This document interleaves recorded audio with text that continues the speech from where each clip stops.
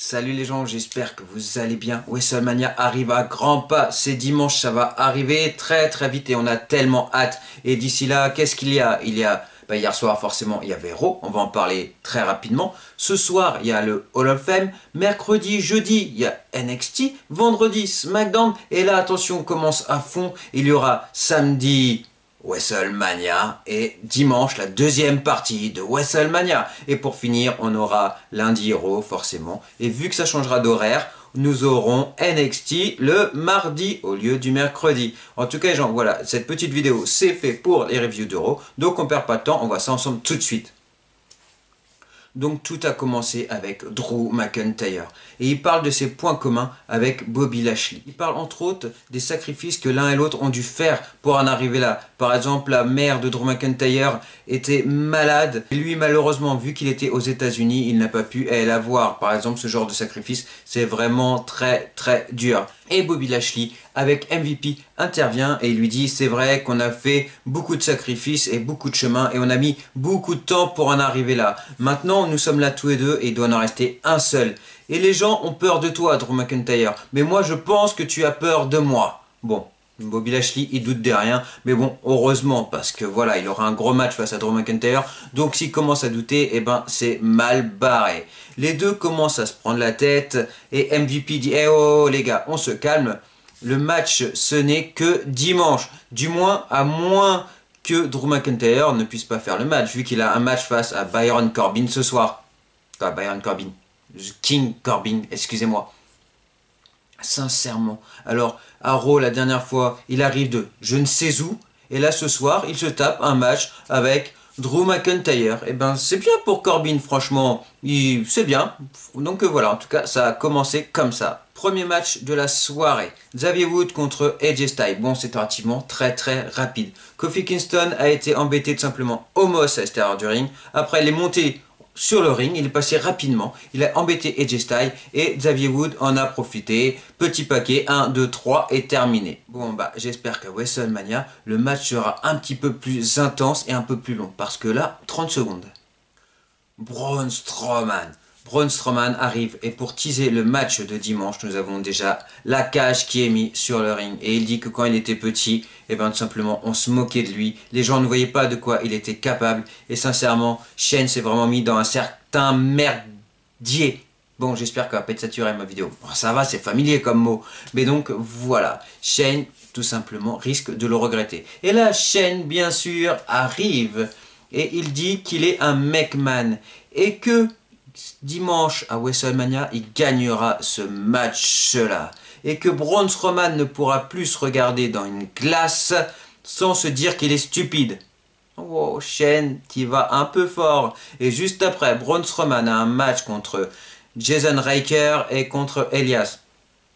Alors déjà, moi, contre Elias, je suis juste dégoûté. Sincèrement, Elias, il pourrait faire vraiment des trucs vraiment super bien, juste énormes. Encore hier soir, j'avais regardé, il avait eu une petite intervention avec John Cena dans WrestleMania. Et c'est pareil, il avait une petite intervention avec Chris Jericho. Donc voilà, et là, bien sûr, eh ben, il passe aux oubliettes. Et c'est vraiment pas cool. Et si j'en parle que j'ai vu ça hier soir, j'ai vu ça sur AB1. Donc j'en profite rapidement, tout simplement, pour vous dire que tout le mois d'avril, les lundis, il y aura des petits documentaires sur AB1. Donc à ne pas rater parce que c'est vraiment super sympa. Mais en tout cas, ouais, voilà, je trouve ça vraiment pas cool pour Elias, mais bon, c'est comme ça et c'est ainsi. Mais en tout cas, Braun Strowman a battu Jason Riker et Elias. Donc Shane McMahon, moi je serais toi, je me méfierais quand même. Et j'espère que ce match va juste être énorme à WrestleMania. Un peu plus tôt dans la soirée, Bad Bunny est arrivé avec Damian Priest. Il est arrivé avec sa belle Bugatti qu'il avait garée ainsi et du coup, eh ben, il y avait de quoi avoir un peu peur. Sincèrement, à la veille de WrestleMania, tu te ramènes avec une aussi belle voiture, Bad Bunny? T'as vraiment pas peur ou tu connais pas bien le monde de la WWE. En tout cas, peu de temps après, John Morrison arrive et The Miz. Ils arrivent avec de la peinture. Ouah, non, tu vas pas faire ça sur une Bugatti quand même, ça serait juste abusé.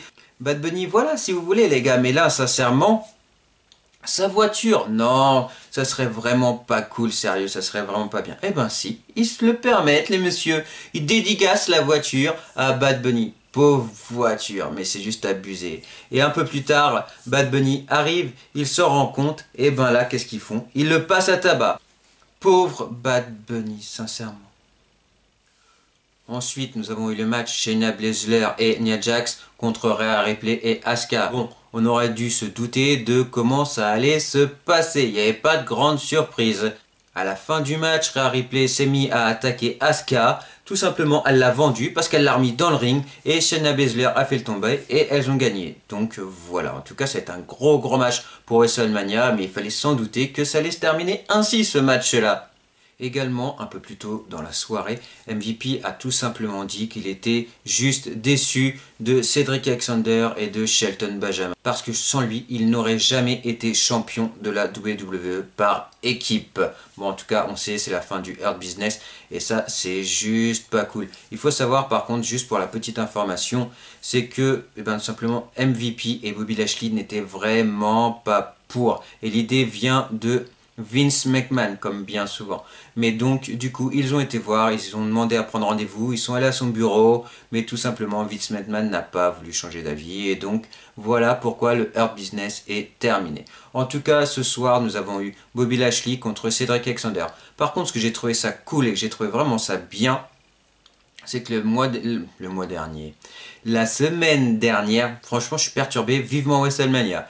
Donc la semaine dernière, nous avons eu Shelton Benjamin et Bobby Lashley. Et sincèrement, Shelton Benjamin, bon il a perdu forcément, mais voilà, il est resté crédible. Et ben là tout pareil, Cedric Alexander a perdu, il fallait s'en douter, hein. Bobby Lashley, il a des gros matchs bientôt, là il est au top, donc forcément il fallait s'en douter, c'est juste normal. Mais en tout cas, ouais, voilà, Cedric Alexander, pour moi, en tout cas pour ma part, il était très crédible, il a proposé des spots sympas, il a tenu quand même le match, a duré un bon petit moment, donc voilà, il était là, il est présent, et voilà, ils n'ont pas fait passer Cedric Alexander et Shelton Benjamin pour rien du tout. Et ça, j'ai vraiment trouvé ça vraiment bien, malgré que le Hurt Business soit terminé, parce que sincèrement, ça a apporté énormément de choses à la WWE.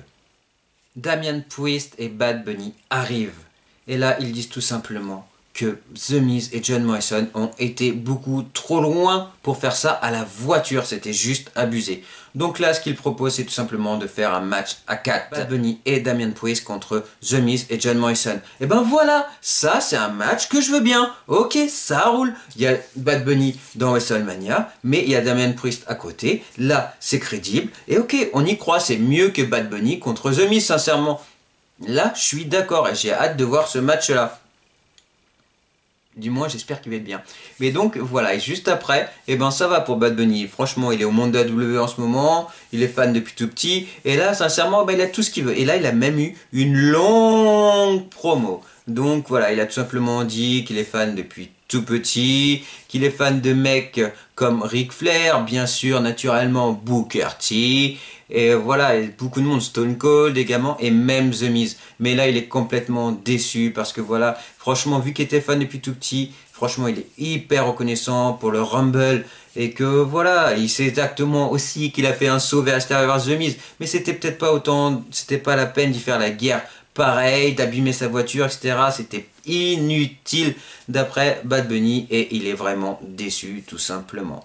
Et là, The Miz, awesome, arrive et lui dit « Belle promo, sincèrement, mais tu mérites pas ta place ici, clairement !»